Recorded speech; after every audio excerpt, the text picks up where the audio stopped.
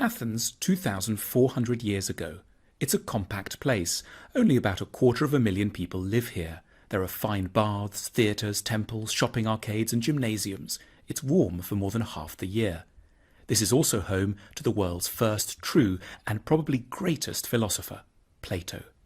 Born into a prominent and wealthy family in the city, Plato devoted his life to one goal, helping people to reach a state of what he termed eudaimonia, or fulfillment. Plato is often confused with Socrates. Socrates was an older friend who taught Plato a lot but didn't write any books.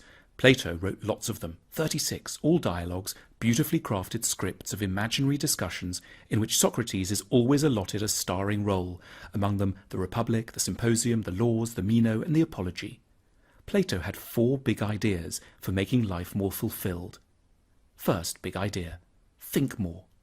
We rarely give ourselves time to think carefully and logically about our lives and how to lead them. Sometimes we just go along with what the Greeks called doxa, or popular opinions.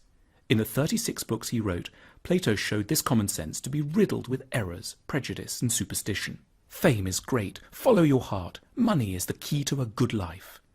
The problem is, popular opinions edge us towards the wrong values, careers and relationships.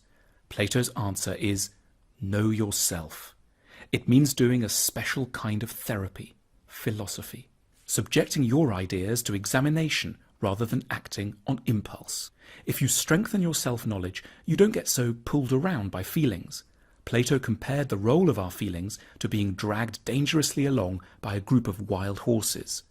In honour of his mentor and friend Socrates, this kind of examination is called a Socratic discussion.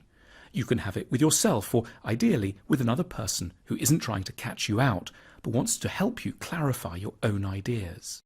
Second big idea, let your lover change you. That sounds weird if you think that love means finding someone who wants you just the way you are. In a Symposium, Plato's play about a dinner party where a group of friends drink too much and get talking about love, sex and relationships, Plato says, true love is admiration. In other words, the person you need to get together with should have very good qualities, which you yourself lack. Let's say they should be really brave or organised or warm and sincere. By getting close to this person, you can become a little like they are. The right person for us helps us grow to our full potential.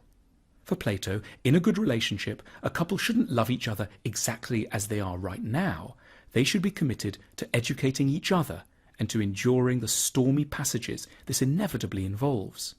Each person should want to seduce the other into becoming a better version of themselves. 3. Decode the message of beauty. Everyone pretty much likes beautiful things, but Plato was the first to ask, why do we like them?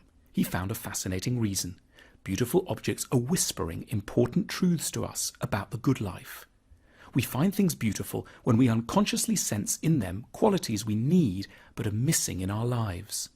Gentleness, harmony, balance, peace, strength. Beautiful objects therefore have a really important function. They help to educate our souls. Ugliness is a serious matter too. It parades dangerous and damaged characteristics in front of us. It makes it harder to be wise, kind and calm.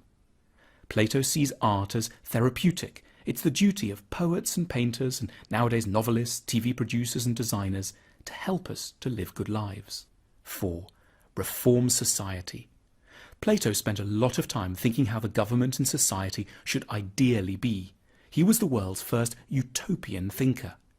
In this, he was inspired by Athens' great rival, Sparta. This was a city-sized machine for turning out great soldiers. Everything the Spartans did, how they raised their children, how their economy was organised, whom they admired, how they had sex, what they ate, was tailored to that one goal. And Sparta was hugely successful from a military point of view. But that wasn't Plato's concern. He wanted to know, how could a society get better at producing not military power, but fulfilled people? In his book, The Republic, Plato identifies a number of changes that should be made. Athenian society was very focused on the rich, like the louche aristocrat Alcibiades, and sports celebrities like the boxer Milo of Croton. Plato wasn't impressed. It really matters who we admire, because celebrities influence our outlook, ideas and conduct, and bad heroes give glamour to flaws of character. Plato therefore wanted to give Athens new celebrities, replacing the current crop with ideally wise and good people he called guardians, models for everyone's good development. These people would be distinguished by their record of public service, their modesty and simple habits, their dislike of the limelight, and their wide and deep experience. They would be the most honoured and admired people in society. He also wanted to end democracy in Athens. He wasn't crazy. He just observed how few people think properly before they vote, and therefore we get very substandard rulers. He didn't want to replace democracy with a horrid dictatorship, but he wanted to prevent people from voting until they'd started to think rationally. That is, until they'd become philosophers. Otherwise, government would just be a kind of mob rule.